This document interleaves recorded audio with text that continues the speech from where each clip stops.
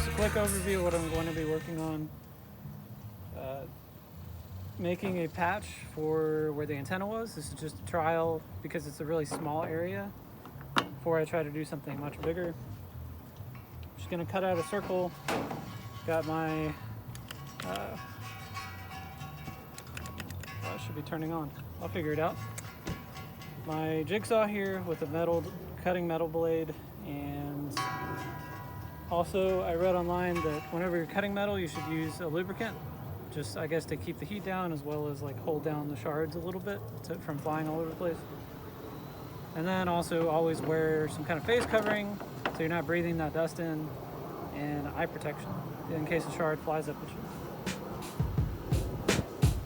Where's your eye protection? Right here.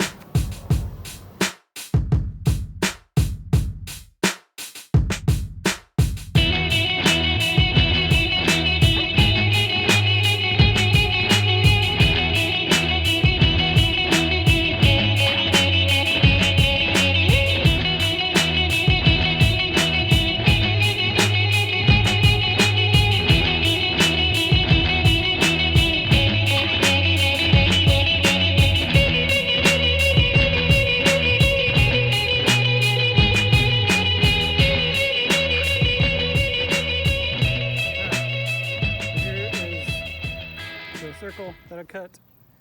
I actually ended up doing it manually, partially with these cutters, just because the jigsaw, like I had it on the edge of the table and it wasn't really working very well.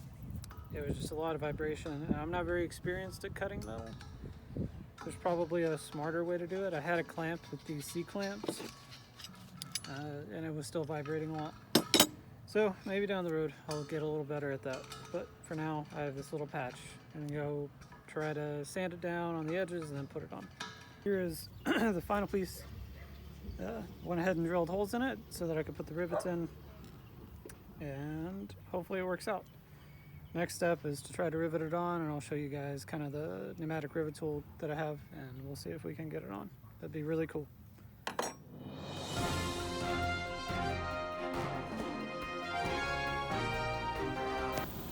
So today I'm trying to fix our air compressor. This thing is pretty old and pretty dirty, but Krista's dad gave it to us.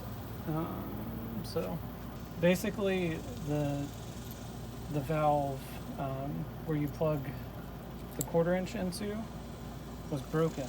So I had heard it leaking air for a long time, and I didn't really know a whole lot about air compressors. So I started doing some research, and so people said like you probably need a new one of these, which is the 1/4 inch like male connection, I think. And so I bought some more, and when they got here I went to screw it on with some Teflon tape, and like a piece of the valve actually just fell off and it was broken. So if you come over here, I actually ended up sealing it with some JB Weld right here.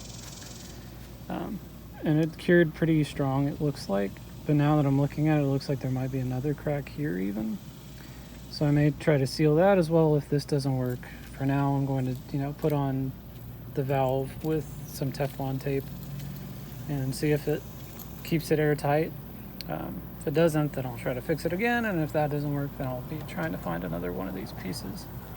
It's just made out of plastic, so before I can do the riveting on the Airstream, this thing has to work because I can't do it without an air compressor. So that's kind of why all this is going on. After I started screwing this in, this whole assembly just broke. And the only piece that fell off yesterday was this piece right here. So this is not salvageable. I'm gonna have to go hope that Home Depot has this part, because Husky I think is their brand. And as long as they do, like, this will be fixed and like still usable. But right now this whole stupid thing just like broke in pieces because it's like dry rotted. So we'll see. So we went to Home Depot and bought a new pressure regulator because the other one broke, and hopefully this works. It's the only 1/4 inch one they had. So I had to take the fitting off of the old one and put it on this one. So I don't want to buy any more parts than I needed. I think I have it right. The instruction manual was very comprehensive. It's just a picture of the part, and it doesn't even have any labels for like a diagram or anything. It's just a picture of it. So I think this is the inlet and this is the outlet, so it's going to go on like that. So we'll turn it on after I have it connected, and hopefully it doesn't explode. So we got the air compressor working, which is awesome. A lot of trial and error on that one.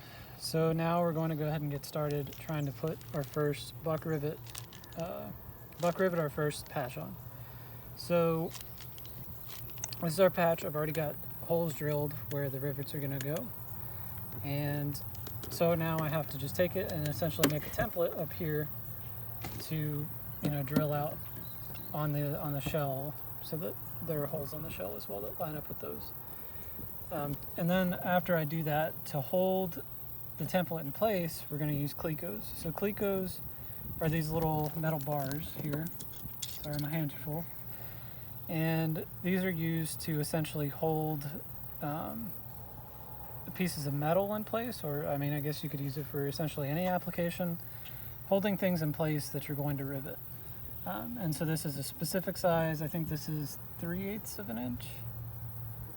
Not 100% sure, but I know that it fits this hole. So whatever you're going to be riveting or putting a cleco in, you need to make sure you have the correct size. And so I ordered the clecos, not knowing that you also needed this tool, which is, I think, essentially just called a cleco gun. And so you put it in here, and it allows you much easier to compress that piece of metal, so that when you stick this in your hole, it goes in correctly, and then when you let go, it flares out so that it holds that metal in place. Now I have two different size holes here, but on the patch you can see that that's not coming out. So that's what a cleco gun is for. It'll hold it in place for you while you're getting your rivets ready, and so that you're not losing your spot, and it makes things a little bit easier. So right now we're going to go ahead and try to do our first patch. Okay, so Micah is putting in the clecos, well, he just did. It's kind of hard to tell because there's sealant around him, but you can see where the little metal pieces are that's holding the rivet in place right there, and those are the first two holes that he's drilled so far. So he's going to go ahead and drill all the other holes, and we're going to go ahead and start riveting this patch in. Alright, we got all the holes drilled onto the shell, and the next step is to rivet. Before we did that though, we put butyl tape, B-U-T-T-Y-L, I think is how it's spelled, around the edges. This is like a sealant and adhesive. It's really sticky, so if you're going to use it and it's hot outside, it'll stick to your fingers, or wear gloves. I don't know. See if I can get this off with soap and water later. But just putting that around the edges, it'll give it a really tight seal around there. And then we're going to rivet it in, and then even after that, I'll go back around the seam and do some of the silicone caulking as well, just to do our best to keep water out, because we've never done this before, and I want to make sure that it's sealed as good as it can get. So let's see how this rivets.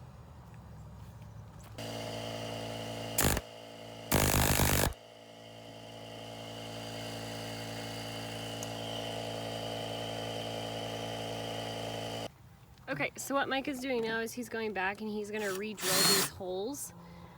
Only because, and I had said take 3, because when we first drilled these, we drilled them with a 1/8 drill bit. I think so.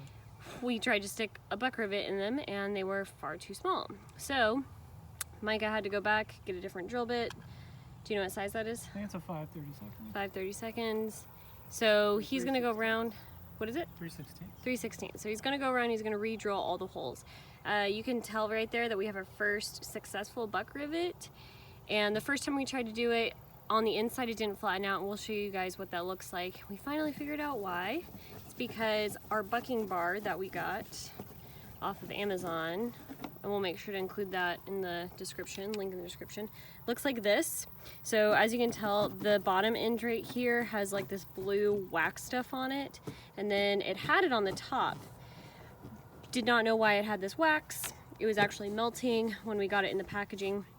So I was trying to press the buck rivet from the inside. It wasn't working, and I noticed that it was actually putting a hole through the wax. So we went ahead and just took the wax off so that the metal just went straight against the bucking bar, and it actually worked. We'll show you guys what that looks like on the inside. And a side note on bucking bars. So if we didn't explain what this is for, bucking bar has to go on the other side of the rivet gun to act as a way of compressing the other side of the rivet. So a lot of them, I believe, are made out of tungsten, which is a really dense, heavy metal. I don't know what this one's made out of, but it was the most affordable one I could find on Amazon. A lot of them were running like upwards of 80, 90, 100 bucks. And I was not about to spend that kind of money on a bucking bar.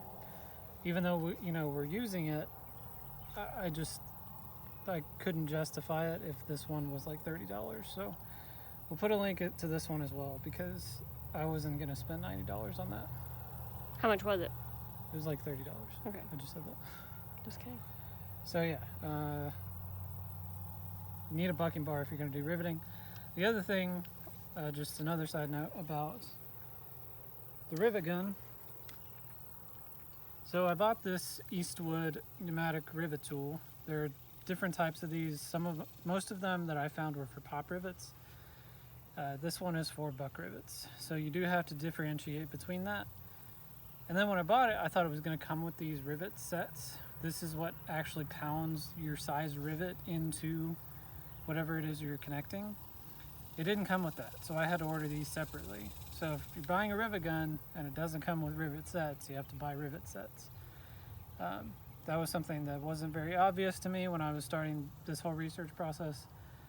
But you do need this to be able to do buck rivets. If you're just doing the inside skins, that's pop rivets. Two different things.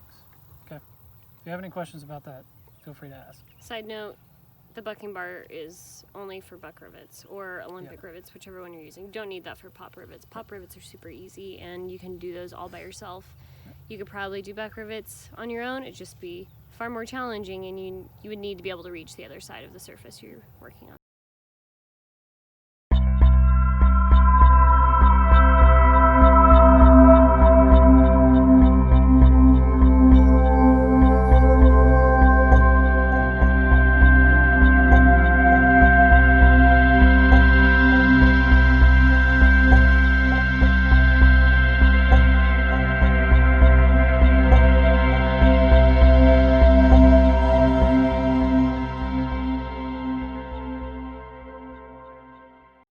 Alright, so we're here on the inside of the RV. Micah is still outside. He has the rivet and the buck rivets. So what we're going to do is we're going to show you guys what it looks like on the inside doing my job with the buck rivet. So what he's going to do, this is our last one. We've done all the other ones, as you can tell. He's going to place the little buck rivet in the last drilled hole. You can see it right there. He's going to wait to give me the good go as he presses the rivet gun against the buck rivet. What I'm going to do is I'm going to press this longer edge of the buck rivet up against. But what I'm not trying to do is I'm not trying to like shove it against the rivet gun. All I want to do is apply some pressure so that it compresses whenever he presses the button. Communication is key here. So I'm going to let him go ahead and do the good go. Good.